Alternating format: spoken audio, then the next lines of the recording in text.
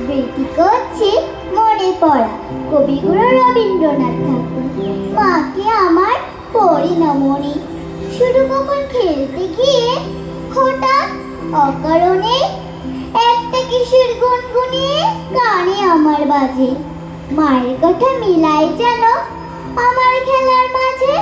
মা বলছে গান গাইতো, আমার দোলনা খেলছিলে। মা গিয়েছে যেতে যেতে গানতে গেছে ফেলে। মাকে আমার পড়ে না মনে, শুধু যখন আশ্বিনেতে পুরে শিউলি বনি। শিশির ভেজা হবে ফুলের গন্ধ আসে, তখন কেন মায়ের কথা আমার মনে ভাসে।